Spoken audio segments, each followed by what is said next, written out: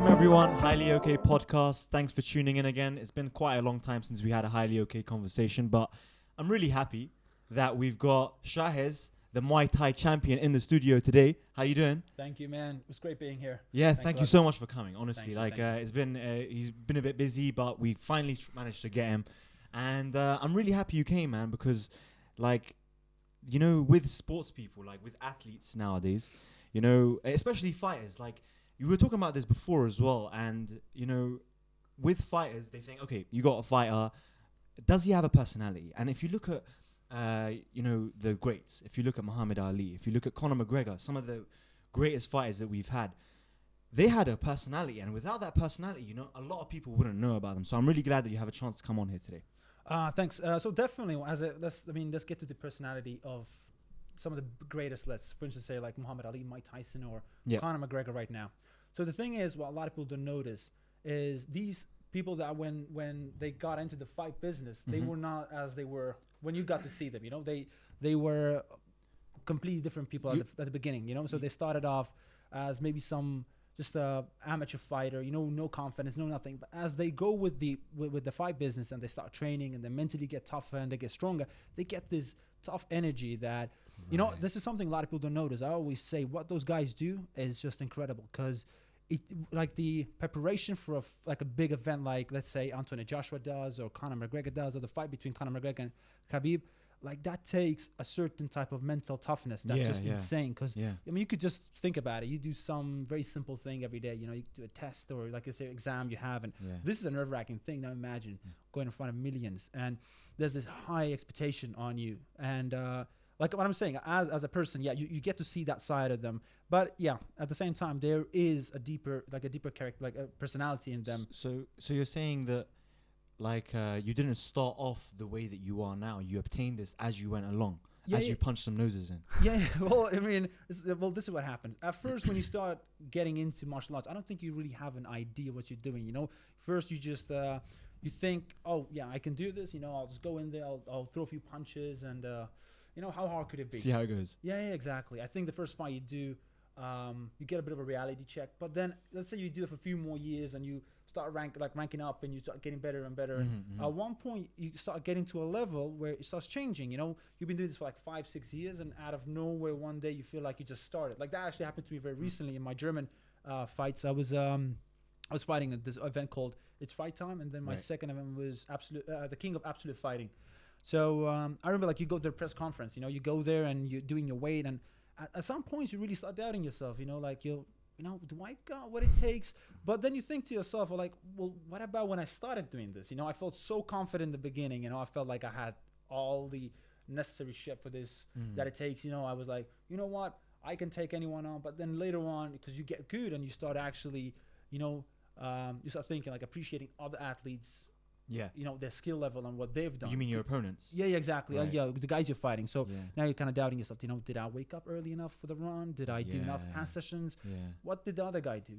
Did he actually train more? What about his coaches? What about his where did he come from? Maybe he came from some poor background and just insane, just killing each other and from the streets. And well, I came from a pretty decent background, man. I was, I have pretty nice Christmases and Christmas gifts. And some nice turkeys. Really. I really had a soft childhood. But isn't that what drives you while you're training as well? This guy could have got up earlier than me. I'm going to wake up at 5 a.m. today. That's the thing, exactly. So then sometimes when it's it's easy to say that when you're all fully asleep, you had a nice meal and you don't really got a fight coming up.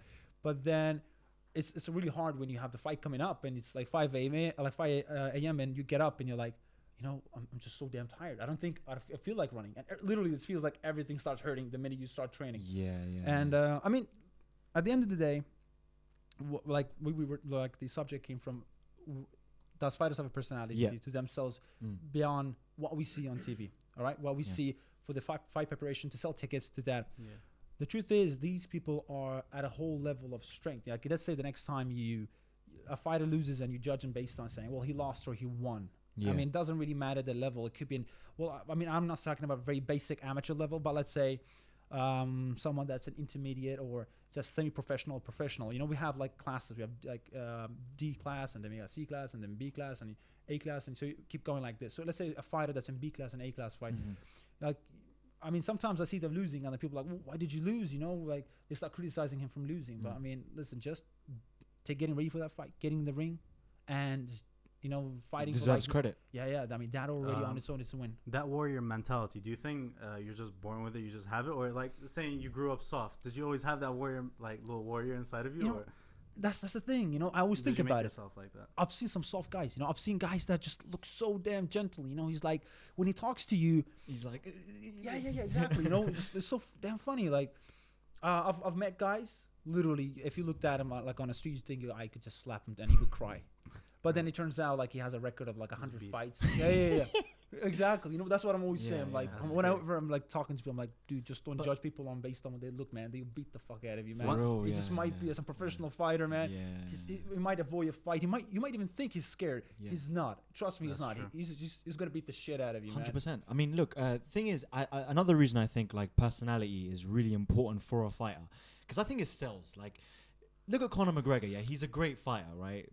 Great fighter, great personality, but he's not the most amazing fighter out there. But if you look at someone like Vasyl Lomachenko, right, who's probably one of the greatest who's ever played the game, but he hasn't got a personality, like, and that's why no one watches him really, apart from people who actually watch boxing. You know what I mean?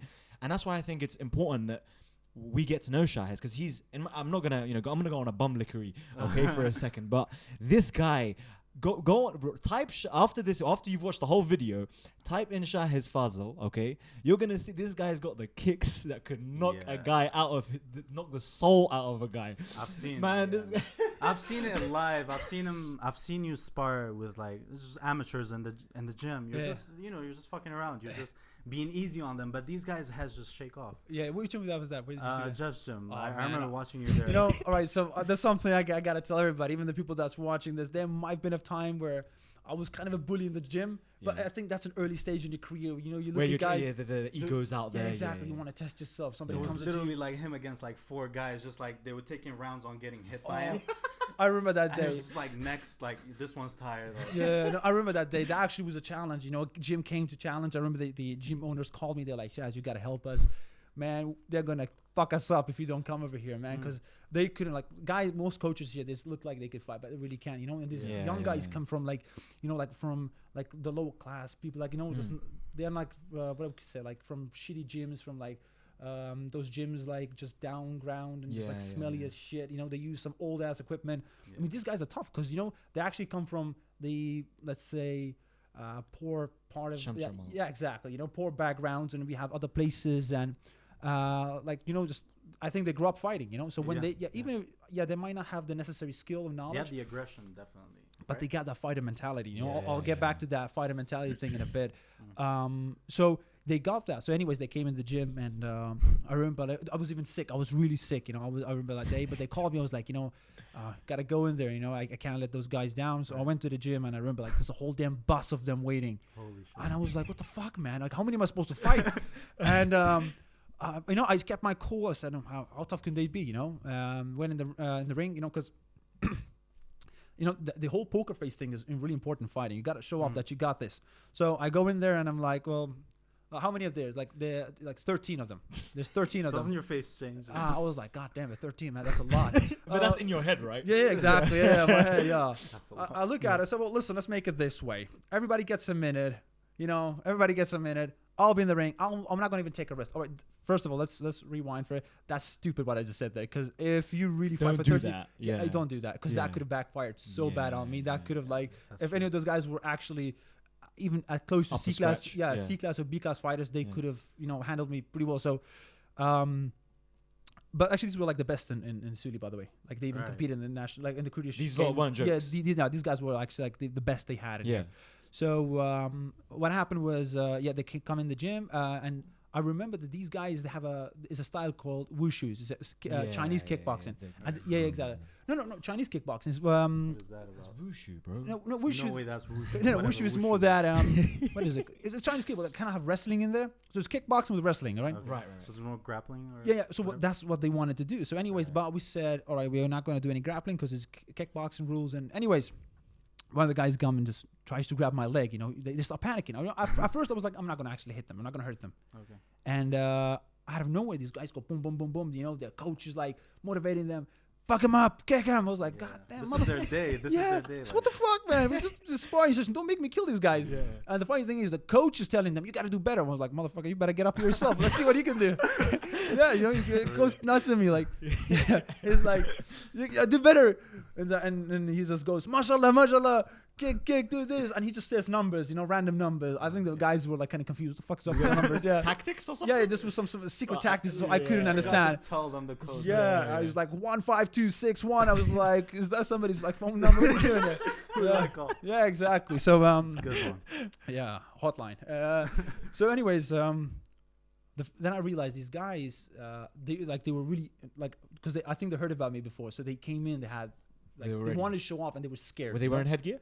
No, they were not wearing anything, by the way. Crap, Their mentality was with 10 ounce, Mm. with 10 ounce gloves. I was like, I didn't want to kill them, so I put my shin pads on Right. because I knew if I was going to kick somebody's head, course, like yeah, I would break jaw, and it would like it would have gone disgusting and just fucked up. Yeah. So I was like, I'll put my shin guards on. I pulled my 14 ounce gloves. You know, normally I wear 16, but you know, special occasion. I put 2 digits down, so I went 14 ounce this time, and sparring started.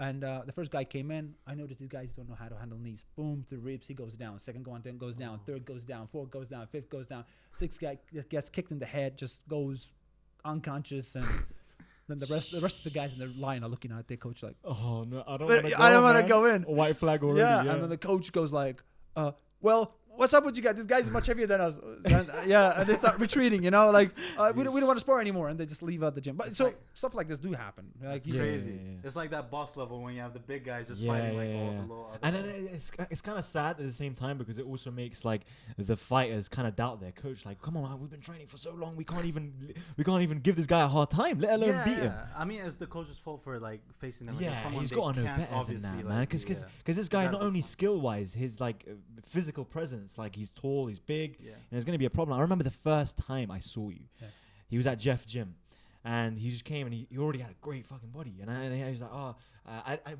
did you come to this country as a fighter or did you turn into one? No. So basically, my way, like the whole life, like my life, like thinking fights, life there's a whole funny story to it. Cause Go on. in Finland, there's kind of like a law, or like every kid has to have an activity. He's from is you're that from where you live? Finland. Yeah, I was born in Ukraine, and then I was Born in raised in Finland. Raised in Finland. Yeah. And sorry, before you go into anything, how did you learn your English?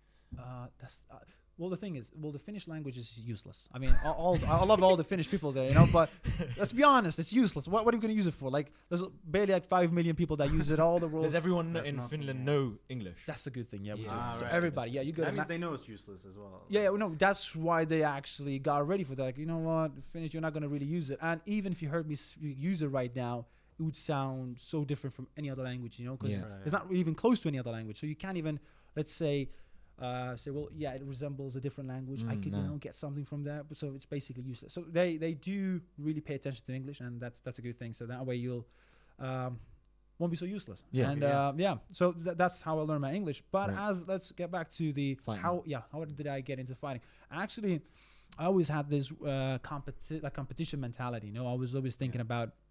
I mean, this goes back to what you were asking me about. Like, do you need to be born with it, Yeah. or does it build? It's kind of both things. Kind of like when you're born with it, that's a gift. But now you just gotta nurture it. You know, and you gotta make it. Of like, course, yeah, the nurture. part yeah, is very exactly. You important. gotta because if you push it too much, it's gonna go overboard. You don't want to be a competition guy, or your mentality is gonna change and you're gonna quit. That's why most fighters retire. Yeah, Their yeah. mind they can't handle anymore. Of course. So you gotta take care of it. So anyways, I had always this mentality where I really wanted to be, you know, the toughest kid. You know, always wanted to be the biggest kid or the strongest kid in school. You know, because most of the Finnish kids were like bullies, and they would usually bully, let's say, any foreigners or anyone like refugees and stuff like that. Yeah. When back in the day, we're talking about like 1999 or 2000. So Yeah, the rough time. For yeah, everyone, exactly. So they were kind of picking on the kids that came from abroad or like from other countries. So so that's when I think I got that mentality, and I was like, well, I don't want to be scared of anyone, you know. Yeah. So whenever if a kid bullied me, there was no way that day would just go by. Like there had to be a fight, and it didn't matter if I was gonna lose or win. Like, Wait. That's So very- you were like the bully. You're the guy who bullied the bullies. Exactly. That's what I said today. What a Come on, G. So story. I got so upset when they used to bully the other kids, the Somalians or the Saudi Yeah. kids there. Yeah. And we used to have this one kid. His name was Hey, Usama. bring Shahez! Instead of call the police, Yeah. bring him on. The Kurdish guy. Yeah, that actually did happen. Yeah. And they would come to me like, it was like I was the law in the school, not even just school. Like we lived in this place called Pasila, and Yeah. then I was like the lawman there. They would come to me, like some kid is being, and usually started with from religious jokes. Like they start Oh, insulting. yeah. The Finnish, like, when it came to insults, you could never win against a Finnish kid, man. They were like black belt and insulting you. Yeah, they would insult the fuck out of you. Like they would insult you. Black belt and insulting you. Yeah, Feeling secure about sometimes. it. Yeah, exactly. You would get Yeah. insulted so bad. Their you'd be like, finish is "Oh." better. And, yeah. They know how to use it. But it's Yeah. in Finland, like it's more of it's kind of getting roasted. They don't really curse at you. They get roasted the fuck out of That's you. the worst, man. Yeah, exactly. I was like, Especially please, when everyone's against you. yeah, so beat me up. Just don't roast me like that, because Yeah. they went against everybody, man. Yeah. Nobody was safe. Mom, dad, religion, everybody, man. Everybody was getting hit. No mercy on these Finnish kids. Yeah, man. The mom jokes are universal. Man. Yeah, exactly. No. I mean, when it came to mom jokes, I mean, it was so bad. You couldn't even look at your mom the same way. Like, yeah. So, yeah. You should go back. Mom, I mean. Mom, you kind of do. You are kind of round. Oh, no, man. It didn't stop there, man. It went way beyond the nose that. joke, everything. Yeah, I yeah. remember them days as well. Oh, man, So it was I bad. remember one day they started making fun of the Muslim kids. Yeah. There's one kid. His name is Usama. They used to call him Usama bin Laden. And, Oh, yeah, Usama bin Laden. Those Look, days was fucked as and he was well. like, "I'm your god," and he put a paper in front of the sun and blocking the sun. And I was like, That's you so know, creative, though. Yeah, Like, yeah. I hate them, but like, Yeah, that's yeah, fucking so creative. creative. paper bully, in bro. front of the sun, and he just, like I said, they blocked the sun, and I was like, Wow. like down low, I was like, shit, that was bad. Dude, kids are assholes, but they're yeah. so creative. Yeah, man. yeah. Like, Especially the Finnish ruthless. kids, man. Wow. They're really clever. They're kids. smart people, Yeah, man. really smart. Yeah. So Yeah. I think that's one of those things. A lot of people don't know. These kids are smart. Yeah. They're crazy Wow. smart, and But they weren't as strong as you. So this is what we're Actually, getting into. that's okay. the thing. They're really strong kids. As Of well. course, shit. Scandinavian. Yeah. Right, yeah. But it's just a weird thing. They're very lovely people, though. If any Finnish people are watching this, I'm not bashing or shitting on Don't like them. the kids. Yeah, man. Your kids, man. Put them on a leash. Put them on control. Anyways, so yeah, I would start beating up the bullies, because and they had this weird thing. We'd play this game where they were like the Muslims against the Finnish kids, Whoa. or like minorities against Finnish kids, and they would only invite me to the Finnish kids, because they knew they couldn't beat me. So like, Right. well, Shaz, you can join us, I said, no, I don't want to take it. I'll go back with the Muslim kids, and I would just, yeah. But I mean, yeah, that's how we grew up. So, but then He after had that, a chance to join the dark side of the Yeah, force. yeah. yeah, exactly. Yeah, I refuse the He dark probably side. had yeah. his own corner in the playground, like where Yeah, his yeah. office, like where fights would happen. Yeah, actually, at one point, they had so many complaints on me, so I had to like beat up a kid and put him in a corner. Like, if you fucking tell anyone, come back tomorrow, I'm gonna kill you. So, I don't want to sound like an asshole right now. I mean, that's the road I'm going. But kids are kids. Boys will be Yeah. boys. We'll fight and we'll do all types of crazy shit. Yeah, But I of mean, I think after, how did it start holding the sport aspect of it? Yeah, as in like training. yeah, When did it exactly. become professional? or at Because least- once the teacher was champ. telling me, yeah, why don't you go to basketball, football? And I was like, nah. My problem was this. If I was playing football, most likely we'd beat up a kid. If I was playing basketball, like always something so you might as well play a game that's involving. That was the funny thing. punch. Like I would play football. In my mind, I was the toughest guy. So if you took the ball, it's a fight. Jeez. So kids were like, what are you doing? It's not the game, man. It's not the game. Yeah. But I mean, If because you lose the game, fight. yeah. If you win the game and you complain, fight. Yeah, fight. So Did you always have that built as well, or were you smaller? Like, no, I was or did skinny. you, I was just crazy skinny. Oh, I just, right. yeah. so you're just When skinny did you kid beating everyone up. I was skinny, but I mean, I could still fight, because Wow. Yeah. the thing is, like, I was my right hand was built for fight. Like Nice. my hand would still go straight. Like most kids would just be like, my hand would just go straight. That was the difference. Yeah, you learn that when you grow up. Yeah, so- because usually. So basically, I was better for fighting, but I mean, anyway, so then my mom put us to Taekwondo. Okay. And my brother was really good at it. So my brother actually, he was competing in the national game, like the national championships, like the youth national championships. And I kind of got always jealous of him, because I was always where everybody would pay him so much attention. Like, and he was like the kind of the star of the show, and a lot of kids were scared of him. Though he was not a bully. Like he wasn't, but kids in Finland were scared of him, and he was like really tiny and small and skinny though.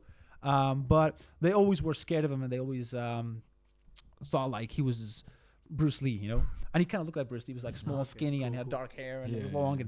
And anyway, so that kind of motivated me to get into that because I was always kind of like competing with my brother, and my brother was always stronger than me. So yeah, we used to like fight a lot between me and my brother. And That's why your kicks are good, because like you started with oh yeah, taekwondo. exactly. Yeah, That's yeah. one of those reasons I have a Yeah. high knockout with my kicks because Yeah.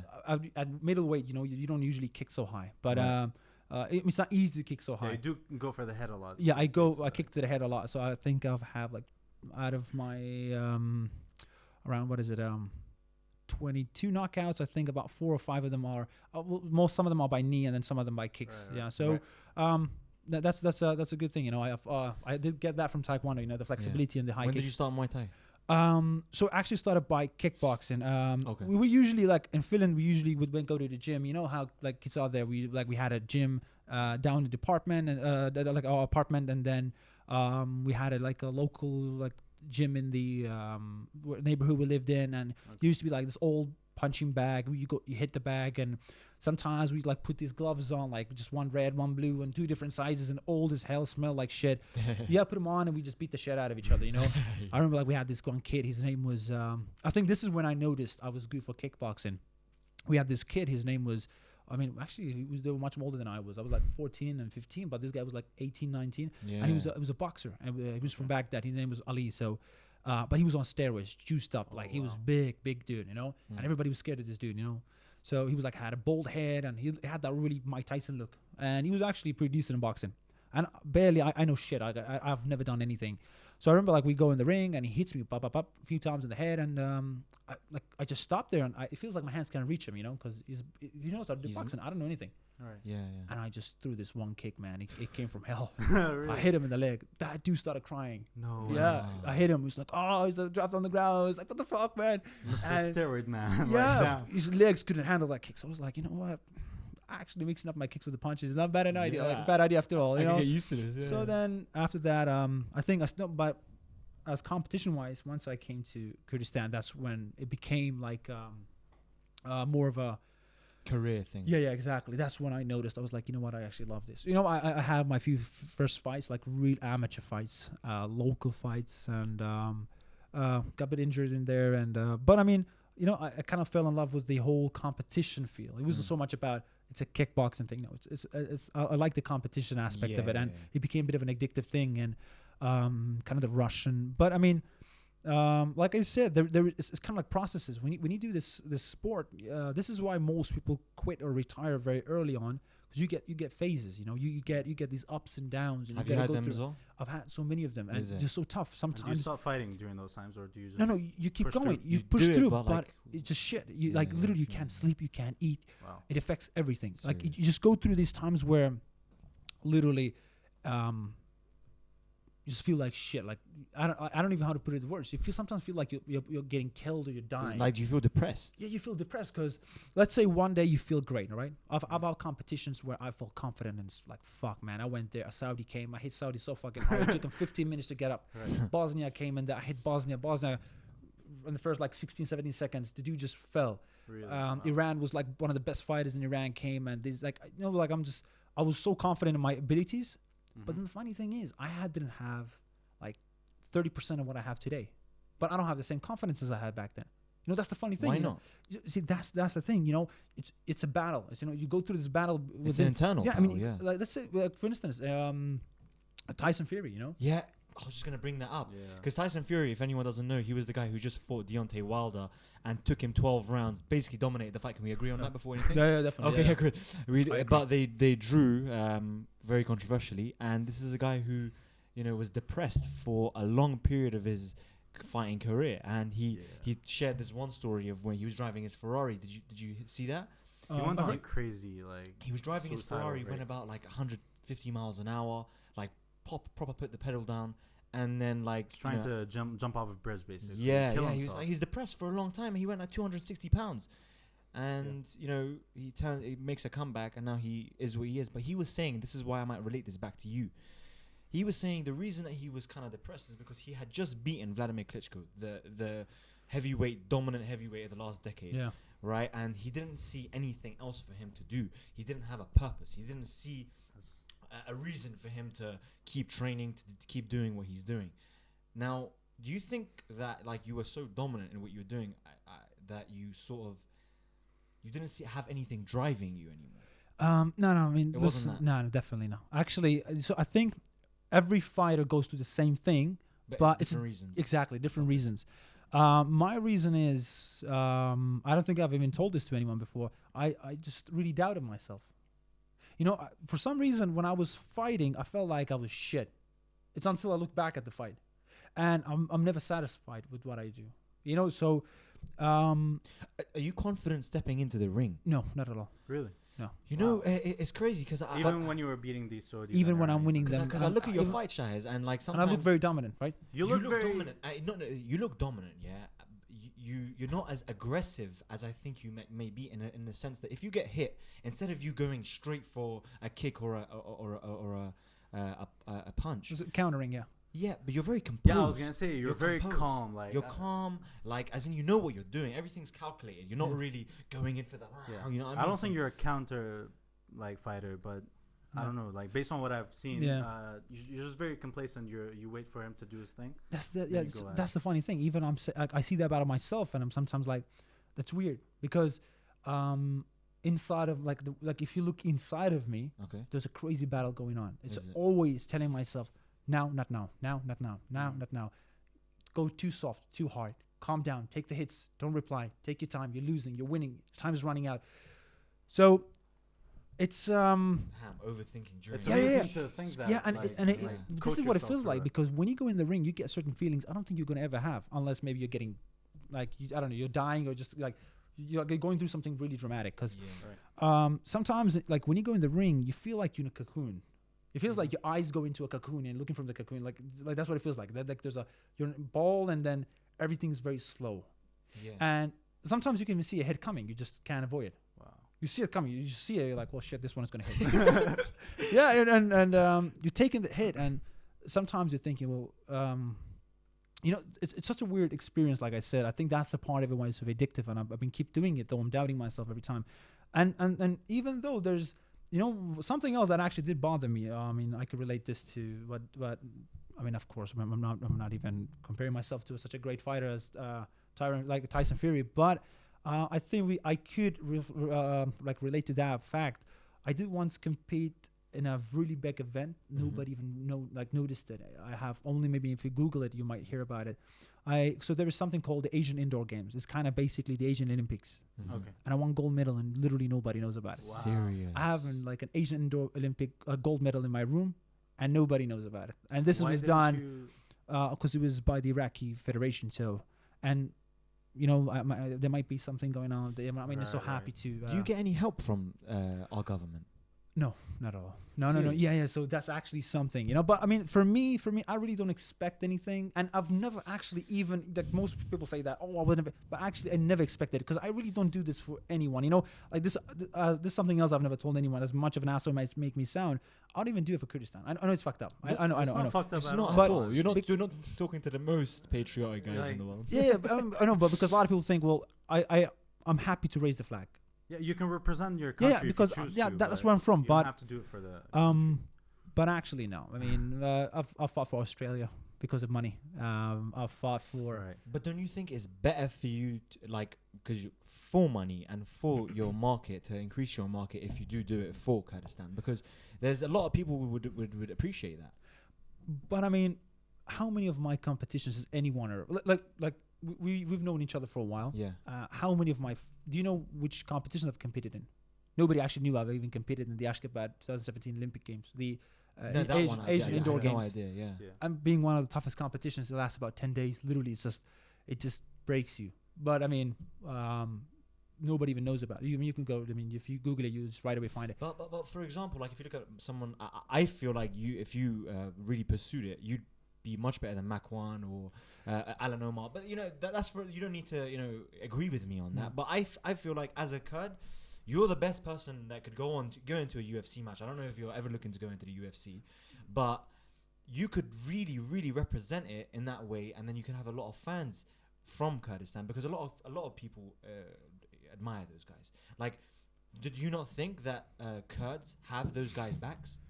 I don't. To be honest, I really because this is how I've been doing my thing. I've always been focused on how can I get better. Because like I said, how can you get better as a fighter? Or in the whole thing? Because this is the thing about fighting. You know, like I said, we look at Conor McGregor, we look at Mayweather. You know, Mayweather has 50 wins and no losses. Mm-hmm. Do you really think that happened because he was skilled and his stuff? I'm twice as that guy's size. I punch maybe 2 times harder than he punches. I could kick 3 times as hard as he punches. But I could, because a kick is much more heavier, and I'm middleweight, and he's much lighter. But yet nobody can beat him. There's something more deeper than in fighting what nobody's talking about. You know, no great is talking about because it's boring. You know what that is? Is there is secrets to fighting. You know, there is this mentality you got to tap into it. It's like the state of flow where you go in, and that's where these guys, they become unstoppable. I mean, do you really think it's like all the greats fought against? Canelo couldn't win against Mayweather, and I mean Manny Pacquiao couldn't even stand a chance. Yeah, I mean, it was crazy. He was just running around. Yeah, because but even though Manny Pacquiao reached, a lot of people might say he ran. Well, I don't give a shit if he ran because that is tactics. Do that. It's fair game. Exactly. Yeah, it's just boring for the viewer. Yeah, exactly. And people will say like Mayweather this. I mean, you gotta fucking give the guy the credit. He's a billionaire, man. This guy's old as well. Like he's not the youngest fighter out there. Exactly. No. But I mean, I'll just tell you about that later on. Why actually older guys are making a comeback to fighting. But I mean, let's get back to the main reason. Like there's more to fighting than just that. So there's the mental part. So you're asking me like you're trying to grow. Yeah, I'm trying to grow in the mental way as well. You know, I'm trying to give myself the right time. Actually, I was offered a few really good fights. And I turned them down, you know. I said, because I'm still young, you know. I don't want to rush this, but I'm not wasting my opportunities either. I'm taking in consideration where I'm right now, where I want to be, and you know how old I am. So, what is your record right now? 20. Well, the record kind of because you makes difference. Yeah, exactly. So you gotta separate it. I mean, the funny thing about this is like, an amateur fight doesn't really have to be like when you say an amateur, it depends on the organization. Like when you say you fight for the Olympics. Because Muay Thai just got accepted and it's going to be the World Games as well. Okay. And when you're talking about at that level of fighting, everybody's an A-class fighter. Like I've had my toughest fights in the IFMA Federation, that being in the Asian. But that's considered amateur. It's considered amateur, but that's in the Asian Indoor Games. Right. Because there's a lot of money on stake. No bullshit. I got paid good. I got paid good because that's good. It's for the national. Yeah. I mean, that's one thing about how back many that fights is did you have to win it's tournament? I got so it's something called buy. So long story short, I had to fight 3 times in the space of it was about 4 days, I guess, 4 or 5 days. Yeah. And you got to make weight every day. Every day you got to make weight. So it's crazy. That is crazy. And I actually got really badly injured against Uzbekistan. Uzbekistan is known. Was it the first fight you had? My first fight. I got really badly injured, and it took me 3 rounds. Manny Pacquiao, if you're watching this, you have no excuses. No, my back was fucked. Like he was actually to a point where the fight got stopped because he was trying to break my back. Literally, because there's a video of it. He puts all his weight on my back while I'm on the ropes. So he puts the weight on my neck.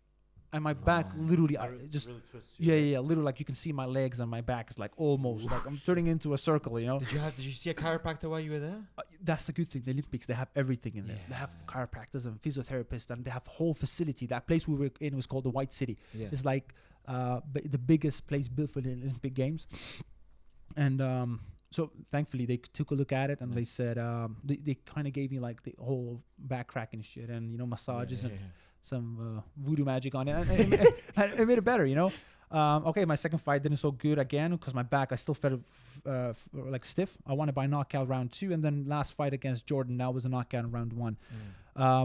But anyways, I'm saying like these fights, you know, like they're tough. But getting back to my record is it's 27 fights. Okay. But the ones I would consider like I would be proud of. And would not just being proud of. I'm proud of every fight because every fight is really tough. Yeah. And some of the actually, like I said, the toughest guys I fought were amateur. Yeah. They were A-class fighters that fought in amateur, so they could get a title and experience. Right. These are the big federations they fight in. Yeah. I could say about 8 to 9 fights that are considered B to A-class full professional fights. Right. Yeah. So are there any C-class fighters in your 27 professional fights? that's the thing. I quit. I skipped the C class level. I right away. Maybe I had like 1 or 2 fights. You skip a year.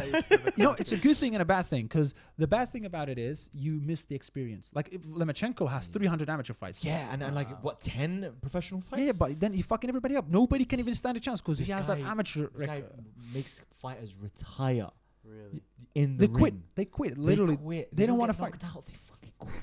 like you know They fucking quit. what that That's means amazing. to quit, to make somebody quit. And this is a fighter. A fighter's supposed to have like yeah. the non-give up mentality, like that tough guy. He makes So he fighters takes that quit. out of The them. white flag. He makes them put the white flag. This Right. guy just knocks them out before they can do that. But Yeah. but this dude, right? He just punches them until they want to That's kill impressive. themselves. Yeah. No, the thing is, because this guy like I said, the mentality. His mentality. These Ukrainian guys, you know, they have this system how they raise their fighters. You know, they become so damn strong. Even this other guy, the Usyk guy in the light heavyweight division, knocked out. God damn, I forgot that guy's name. Is he from UK? A guy from UK, and who's a really big boxer. He was even in the Creed #1, the first Creed movie. Bellew. Yeah. Bellew. You Yeah, the it main was guy? Bellew. Yeah. Tony Bellew. Exactly. There you go. Tony. Yeah. Tony. No. Bellew. But you might it might be spelt in a weird way. Yeah, It's exactly. Tony Bellew. Yeah, exactly. He knocked the him out. Heavyweight, no? Light heavyweight. Light heavyweight. Yeah. Yeah, light heavyweight. Knocked him out. You know, Right. lights When I out. beat David Haye. Yeah, no, not David Haye. He fought against David Haye. Yeah, and he won beat against, yeah, beat him. Okay, Yeah. Exactly. There's something Go else. So, knocked him out. The Ukrainian guys, you know what they have? They have this mentality. They have 200, 300 amateur fights. Golovkin, you know, Triple G. Yeah. He has a crazy amateur record as well. You know, these guys like they have they have these crazy amateur records once they get in the professional. Who they are. Yeah, and they will fuck the professionals. Wow. And you know, imagine like even some of the kickboxing fighters, some of the best kickboxing fighters. A guy from Serbia, he fights for He fights for Russia. His name is Artem Vahitov. Yeah. This guy has 100 amateur fights. Mhm. Currently now has like 20 something fights, less fights than me, I guess. In the glory, I'm not quite sure actually right now how many was his professional record. Right. But he's been the light heavyweight and undisputed, and nobody can even get close to him. He will outbox you, outkick you. He will fucking outmaneuver you. He'll make you look like his bitch. These Just guys have experience. Is that amateur. He fought in the same organization I fought in, IFMA. But Right. he has the world champion. Speaking of crazy. organizations, and I hate to cut you off, but you have a lot of amateur fights, and you've been in a couple professional tournaments. Now, where do you see yourself, like, as in a bigger organization? Would you go to a Muay Thai organization? Would you consider the UFC? No, the thing is, I tried MMA for a while. It really isn't for me. Because, you know, Why not? the reason is I think I would do well. I mean, I really think, I 'cause think as my well. striking is good, and I'm really good. I have really good offense. Like, I'm really aggressive. I'm really good at pressure Yep. fighting, something that's really necessary in my weight category if you want to go Do you to think MMA. jiu-jitsu is where you lack? Definitely, that would be something. But not something I couldn't learn, or you could Yeah, you easily, like, kind of, I wouldn't say you could skip it, because at one point you're still going to need it. But you can make it pretty far without jiu-jitsu if you have a really good wrestling and defense. Yeah, exactly. Because I've seen some guys, once you're strong, it's not easy to catch a strong person, you know? Yeah, To drop a strong, especially in my weight class, a heavyweight guy, he drops, it's not so easy for him to get up. True. But I'm not a light heavyweight, nor am I a heavyweight. So I'm kind of in the middle where Right. I got the power and I got the speed as well. Right. And I can move out of situations easily. I mean, kind of like Anderson Silva, he's in the same class as me, middleweight. True. And so I could kind of, But if you look at Anderson Silva, he was great at jiu-jitsu, amazing. But he had his his striking. Yeah. was unbelievable, and he's considered to be one of the best of all time. Now, I'm just saying, I hate to be that guy, yeah, but like you can make a lot of money in the UFC, bro. definitely. But the thing is, again, we talked about it earlier. It's tickets. You know, actually, I was once fighting for this organization called WKU. You know, I won the open world championships for semi-professional, like amateur level. Okay. And I remember, like, we wanted to fight professionally for WKU. You know, win the world professional title. You know, and he was like, well, he just came like honest and brutal right there. He said, well, you're not going to sell tickets. He said, nobody knows you. You're not going to sell tickets. You're just some guy from Iraq. Nobody's going to want to buy tickets to see you fight. And he said, how much are your country willing to invest in you? I was like, oh, well, God damn it. The motherfucker was fucking honest, and it hurt. You know, hurt right here, man. But I have to take it, you know. I mean, if I'm smart, so I was like, all right, I got it. Well, fuck you guys. That's the last time I'm fighting, because I fought for them like 6-7 times. Every single fight was knockout. I don't have a single... Oh, no, actually, sorry. I have one fight that I was by decision. Unanimous? I lost that fight. It was kind of controversial because I really didn't think I lost that fight. Yeah. And we're really good friends with the guy. We actually fought in the same time. He has the European title right now. Okay. He's a really, really tough guy. But I don't get this whole you're just an Iraqi fighter, man. Look at Khabib, man. Khabib doesn't know how to put two words together, and he's one of the biggest guys. His opponent and he's from, where is he from? He's from Dagestan. For God's sake, man. If the guy can fight and he can come on a podcast and have a... Yeah, but there's something else you don't know about the Dagestani guys. Do you know the government really gives them so much money? They're backing them up so much because in Thailand... backed by the... Yeah. Even after the fight when he won... You know what? Let me tell you something funny. We were in Thailand, right? In our fight camp. There's Tasumo. It's like friends of Khabib and the other guys. Yeah. And... they go back, they go back. They've done their training and a few fights, and back then none of them were this big, Mm-hmm. They go do their thing, and once they get back, they get an S63 coupe as a gift. The government is gifting Dagestan. them. I bet they don't. Some of them are starving as well. But they love. When it comes to fighting, they love fighting. Putin so met with him after the fight. Yeah, exactly. Like, So all these big figures. Yeah, but so the Chechen government, they really, really are backing up their fighters. Right. So that's why they could get to those big. I mean, otherwise, Khabib, it took him a while to get to Conor McGregor. He fought literally everybody in the weight division, and Khabib is not. He really dominated that fight as well. Yeah, but Khabib is not. Like, this is the thing. Everybody asked me, like, is he going to win, or like, is he going to win or lose? I said, listen, hey, as much as I hate to say it, he's going to win.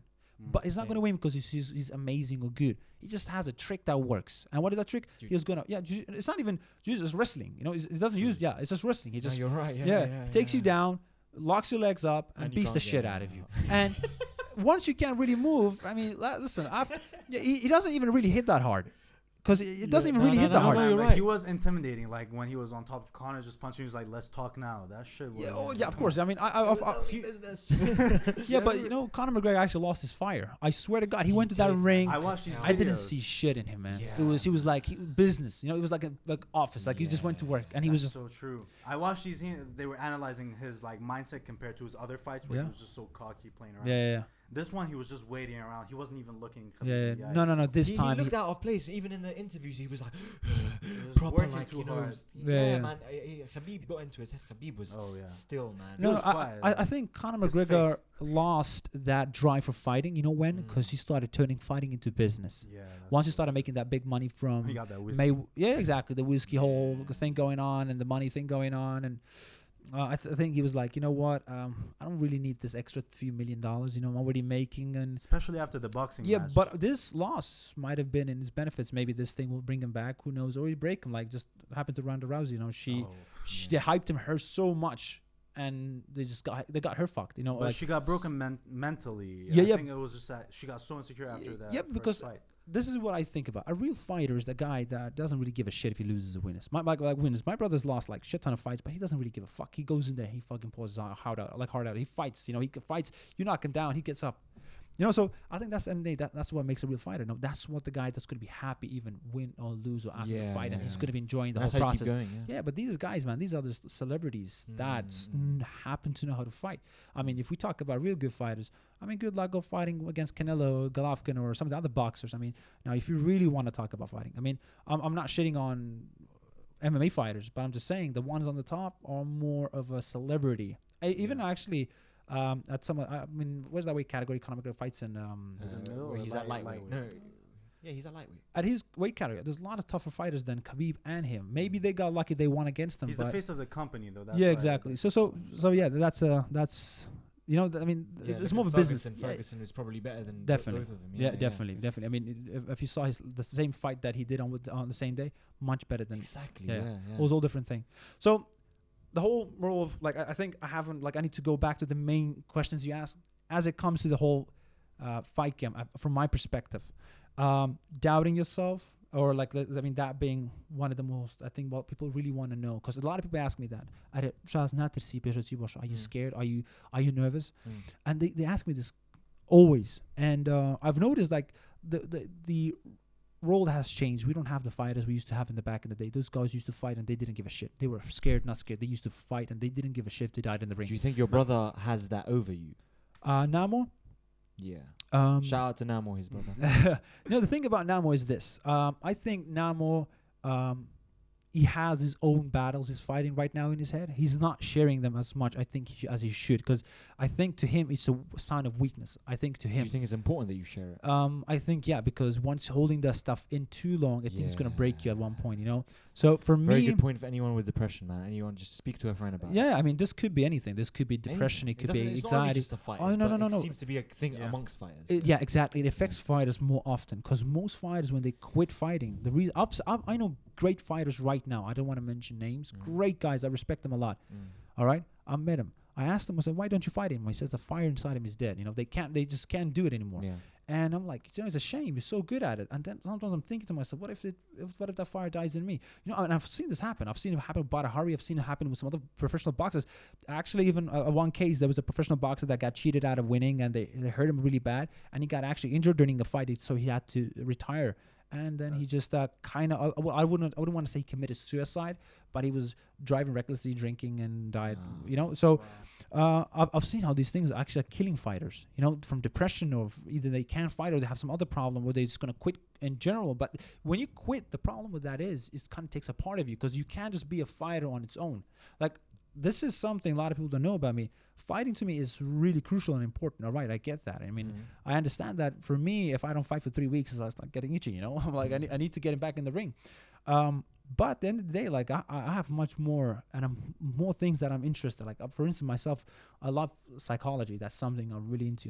Like psychoanalysis. That kind of helps with fighting. Anyway, yeah, psychology, psychoanalysis, and I was really always curious about science and reading maybe like somebody like non-verbal language, of like reading body languages and how a person behaves. Like, these things were things that kept me like interested, always curious, and always. That's good, because you don't want to just be into fighting. As you said, if you lose your drive, what else are you going to be into? Where else does your passions lie? Exactly. And when you know about other things, you can that way even motivate your fighting more. You can add that into your fighting, and that could help you out a lot. Yeah, of course. But to be honest, man, I just as a friend and someone who really, appreciates what you do, I'd love to see you, like, get on that big stage, man. It's gonna happen. I'm gonna promise it's gonna happen. Or as a friend? Both. Thank you, man. I mean, definitely it's gonna happen. Those kicks, man, you can't keep those kicks in the country for too long. No, that's gonna happen, definitely. But that's one more thing.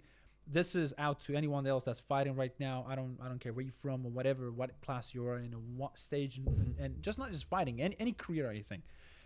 Never try to stay on the top for too long.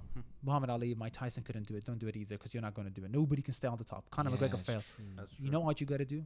Get in there the right time. Stay there for the right amount, and then get the fuck out of there. Yeah. Don't stay there for too long. You're waiting for the sweet spot. Huh? Exactly. That's going to happen. Most fighters never get there. How old are you now, sorry? 23. What? Bro, no, man. Yeah, Take your time, my G. Still a baby, man. Still a baby. No, I definitely thought you were older. So you still have. Man, you definitely have. Oh yeah. You definitely have not peaked yet. So no. You have so much in you. The prime of a fighter, or not just a fighter. What do you think it is? The prime of not just what I think. There's actually proven. Okay. There's hard evidence and studies on the change and the structure of the bones and muscle and the mentality and the IQ of a fighter. Yeah. It peaks at 28. So it's a 7-year thing. So at 7, every 7 year goes, a person goes through a dramatic change in their life. Right. So it's 7, 14, 21, 28 till 35. So you're saying 28 to 35 is where you want to be at your top. Exactly. So you get in there, you do your thing from 28 to 35, and after that, just get the fuck out. So I have a lot of time. Yeah, definitely. So that's good, man. So basically, what you're gonna do is you're gonna build yourself up to that day. I don't give a shit what you're doing. It could be fighting, it could be singing or dancing, whatever you're doing. But physically, a man is gonna be the strongest at 28. Sorry, ladies, this ain't for you. We're just talking about a man's body. I don't really get into the. But I'm impressed that you know that stuff. That means you have a life outside of the ring and fighting. Oh, definitely. You definitely do a lot of stuff, and that's what I wanted to talk about. I've seen you around. I think this is the first time we really talked. Oh yeah. But I've seen you around town here and there, at the gym, at the cafe, whatever. Yeah. And you're always having a book in your hand. You're reading. I'm like, a fighter that reads. That's no, definitely. To me, reading is really important, because at the end of the day, sometimes I'm looking at some really good fighters. For instance, we have this guy called Giorgio Pestronia. Giorgio Pestronia is an Armenian guy that fights from Italy. Yeah. And his nickname is Doctor. We say we. What do you mean by we? We have this fighter. At your gym? I mean, No. that's Like not- as in Okay. as in And the kickboxing game, sports. man. Yeah, Go and the on, game. Yeah. Yeah, in the game. We exactly. I know him. No. So this guy, his nickname is the Doctor. Why? Because he has like surgical precision. When this guy hits you, you go down. In the That's a gym. cool nickname. Yeah, no, exactly. No. You take those hits and you're down. Like, but then I thought about it. I said, well, this guy's much lighter than I am. Okay. Like, right? Physically, I'm much more built, and my muscle isn't typical bodybuilding, lifting weights. No, mine is aesthetics. It's high intensive interval training. It's explosive. It's like high intensive athletic conditioning. Combat conditioning training that I do, because I've had fight camps, like for years of fight camps, Thailand, and all the best gyms in Thailand I've gone to, and so this is years and years of experience and investment. So to get my physique to the way it is, as in conditioning, stamina, because you just can't be big and swing, otherwise you're just gonna gas out and that's it. So basically what I'm saying, I'm looking at these guys, they're much smaller than me, Mayweather or Canelo, but these guys punch, if not harder, as hard as I do, considering they're lighter weight classes than I am. Yeah. So you gotta come to think of it. There's kind of there's a mechanics that goes into fighting. Yeah. There's an fight IQ. There's more to fighting than physical. I've seen guys like the guys like fucking 80 years old, and some old boxer comes in, a young guy comes in, pop, hits the guy, fucking breaks his jaw. Guy goes out, and You know how to punch. the guy thought it was like a thug, comes at him, goes to the fucking street fighting technique, and this guy goes, waits for it and goes pop, hits him and fucks him up, and you're looking at it. It's muscle memory. The old guy, no matter how old it is, the dude is shaking. You can see his body shaking. That's how old he is. But he's still, when he wants to, and he puts those punches He together. knows how to walk and throw a punch. Exactly. So I'm just saying, like, you gotta study these things. You can't just be a brute muscle and force and be like, well, I'm gonna fuck everybody up. Well, listen, hey, there's bigger guys and tougher guys. If you use the same weapon they're using, you get fucked as well. So outmaneuver them. Use that IQ, use that mind. Use that physics. Use that rotation, and where do you want to generate a power, and understand your body, understand your mind, and this way you can be a better fighter. And that's the better fighter. Fuck the fighting now. I mean, I love it, but I'm saying, like, let's not talk about fighting all the time. Let's say, even like as a person, man.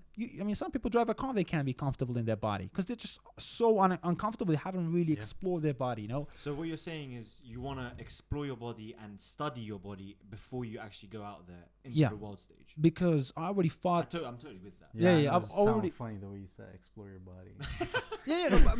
Because let's put it this way. I mean, what do you mean by explore? It's like, for instance, yoga is one of those things. Yeah. You get to really loosen up your body and your shoulders, and you get really flexible, and you can punch from places normally you couldn't fight from.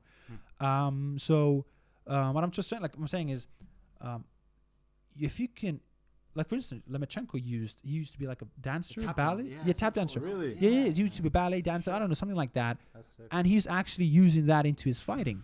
Now I've seen this. I've actually fought guys that had some other background back in the day, and they used that for their fighting. I'm using Taekwondo for fighting. So why not use some other things in fighting that usually you thought that could not be used? Right. Next thing, Shahez is into ballet. The most amazing spin kick. Imagine this, because when you go to the Olympics, you basically got all those other sports. It's like Shahez competing in Muay Thai and in ballet. And in ballet. Yeah, exactly. Ballerina. He got So his tights and his, yeah, exactly. It's like at 4 ballerina, at 6 got a Muay Thai fight coming up. So catch him at ballet. Yeah, exactly. Get 2 fucking gold medals. We got to run both ways. Yeah, I mean, no, I'm saying, like, you got to use that, and you got to know how you can improve your game and overall. And this is one more thing, like I said, I really want to talk about. That goes back to the whole depression and anxiety. And the toughest time I've had in my career is currently, like, right now happening. My last fight, I fought against Rovelio. I can't remember his last name. I fought against him in a King of Absolute Fights in Germany. It's like one of the biggest fight nights. Before that, I was supposed to fight a guy from Mike Spring's gym, from Badr Hari's gym. So we talked to the guys from Holland. 3 days before the fight, apparently he falls from stairs, breaks something. Bullshit. Oh, okay. It's a bullshit. Yeah. They canceled the fight, Yeah. but the guy fought in glory. So no bullshit. Before the fight, I had anxiety. I couldn't fall asleep. I couldn't sleep. I couldn't function. I was training out of pure fear. Because listen, fighting in glory is not small, man. Yeah, that's as high as you get. You don't get higher than glory. And he actually, and he knocked out a guy from this gym called Coliseum, and that's a really big gym, one of the toughest gyms. Right. And I was like, I'm looking at the fighter, you know, I'm like, this technique really shouldn't be that much of a difficulty to me. But still, I this weird thing. But like long past that, like after I'm going for the training, I'm thinking to myself, like, where's this fear coming from? Like, where's this? Like, I fought before. I mean, I fought tough guys, and I never even questioned myself 1 second. I know I fought a lot of tough guys, and I was like, fucking man, I'll go in there, you know. Yeah. Get knock out or get knocked out. You know, what is the worst thing could happen? But this time it felt weird. But I think that I've actually thought about it and assessed the situation. I think I reached a new level in my career as a fighter. So now I'm starting to see patterns that I did not see before. I'm starting to see different types of fighting. And I think that is one of those things I started maybe questioning my like technique and the way I can fight. So this is something that really put a lot of pressure on me. And I was like, can I do this? Even the day when I fought in the last fight, a lot of people tell me you were very calm. Actually, I was very like, because something a lot of people, unless you're a fighter, I actually close the distance way too quick. Either I'm too close or a bit too far during the fight. This is something a lot of people don't notice it because I'm hitting from both sides, but actually that's not natural for me. Normally I stay in my place where I can hit and they can hit me. But this time, no, actually I was I was getting too close to getting out, getting in, getting out, getting in. And maybe it worked out for this time, but I don't think it would be a good idea to keep fighting like that. So just like, I mean, this is something like you asked before, and I think I didn't give it to like a really clear answer to it. That being, you know, the whole mind game in fighting is just like a roller coaster. You could be one day so confident, you think you could take on the world. That's really fucking interesting. How you said that you were just training out of fear, and I cannot imagine how that. Yeah, but it worked out, you know, because like I gotta beat this guy. Like, and it's crazy because I used to wake up in the mornings and I had sprints, you know, in the cold, and I was like, you know, always thinking like, all right, now if I do this. At least I'm not gonna say to myself, "Well, I didn't give it what it deserved," you know. I'm not gonna be mad at myself later on. So you kept training, and I think I trained so much that when I got in the ring, the guy just couldn't even stand there for like 2 minutes. I beat the shit out of him so bad. Nice. But then I look back at it, I'm hitting with everything I got. Like I'm hitting. Because I really because the whole training camp before that, because I had a fight and then 2 months and then another fight, and my fights get cancelled, and that was not so much fun. And I was fighting a big name this time from Mike Sprang, like that's a big gym, you know. Right. So, anyways, so I'm not really. It's one of those things that I'm still coming back from, even though I had a fight that got cancelled a week ago. Well, how did that get cancelled? You're supposed to go to China. Yeah, I was supposed to fight in China, and apparently the guys in Iraq that do the managing and do the whole buying tickets and arrangement for the fight. Okay. So my passport had like 5 months on it till I can like 5 months, and so apparently, so I had to renew it. Okay. But apparently, what happened is. Because we're going to Macau, so we have invitation, so you don't need to renew your passport for invitation fights, right? So you can just right away go in there, so you get whole legal documents and everything, and you can just right away go there. So what happens is, apparently in the tickets when they bought them, in Kuala Lumpur, what had to happen is I have to change terminals. And so if I have to exit my terminal, that means I need a visa on my passport. And they will give you a visa right away there. Okay. But the only problem is I have 5 months on it, and the legal... And they won't give it? Yeah, it has to be 6 months. Right. So it's because of a month... We tried a lot. Yeah, we tried a lot. But then, and actually, I looked at the competition and don't like to be too confident. But I don't think it would have been. It was too easy. No, I wouldn't say it would have been too easy, but I think I had what it takes to win. Because I looked at the guys. That's worse, man. Yeah, you wish it was someone who couldn't beat it. If you're trying to go to China, you want to at least be challenged, you know. Like, yeah, but fuck, man, I lost a lot of money, man. You know? yeah, that was Do you watch your own fights after? A lot. Afterwards? Yeah. I watch it so many times at some points. Yeah, I'm like assessing everything, my arm, my legs, here, there, and you're like, all right, this is good. I did different from the last fight, but there's always something you want to work on. Like I said, my last fight, I think I got too close and in and out. So I mean, that's good that you're studying it. And do you have a team, or is it? That's something else. You know, usually you watch a Rocky movie or the Creed. We were watching Creed 2, and the other day, like. This guy that would like doing this fucking hard training in the desert, you know, beating the shit out of him. Did you guys watch Creed? No, the new one. I watched the first one. Yeah, no, the new one, and they have those like really old. Was it good? Did you like this one? It was good. It was a good movie, but I mean, it really doesn't really. I mean, if anyone watches that movie, I don't think they ever want to fucking get into a boxing ring. You know that guy actually got punched on set. Really, which one? Michael B. Jordan. He got actually punched. got punched. What? That was an actual punch. Which one? The one he got knocked out. well, I by mean, belly. oh yeah. Now I know which one you mean. That's the first one. Oh yeah, it's the first one. Yeah, first one. Yeah. But I mean, and the second one, you know, they made it so fucking gory and bloody and Right. yeah, it was like at some Good point. man, more space for you. Yeah. Or less people to fight, I guess. Exactly. Less people to fight it. Shaz, Yeah. Guess how long we've been doing this? I don't know how It's long. been an hour, bro. No Oh, way. shit. Yeah. Shit, Our I thought it editor's was gonna like half kill an us hour. if we do anything more. Shout out to That's Rajwan, cool. our editor. Yeah. Shaz, thank you so much for coming on, man. Honestly, I Thank hate you, to man. cut Thank you you short. for I've having me. really No. enjoyed this conversation more than anything, I swear. It was It's really, been- yeah, I enjoyed it. It's been Thank- really good, man. I've Thank been you having so a much. blast telling the stories and telling you about the whole process of being a fighter. And thank you for going down to that level of, actual conversation. Because we were talking about this before the podcast, and this is what a podcast does. Like, the interviews don't do, right? It gets to that. In interviews, deep you got to be line level. really clean and that professional. What Yeah, happened? Oh, yeah, I'm thankful for this. I'm thankful for that. thank you for my Yeah, time. thanks for You my didn't team. thank anyone this time. No, fuck everybody. I'm just kidding. I'm kidding. I did this whole thing by myself, man. Nobody fucking helped me. No, You know I'm how kidding. Connor did it? He was like, what was it? I would like I to just wanted apologize for absolutely fucking nobody. Yeah. But yeah, thanks again for coming on. No, thank you, honestly, guys. it's been a blast. And hope like and subscribe, everyone. Highly Okay Podcast. Let us know what you think. And to all the fighters out there, this is what you aspire to be. Thank you, man. I really appreciate it.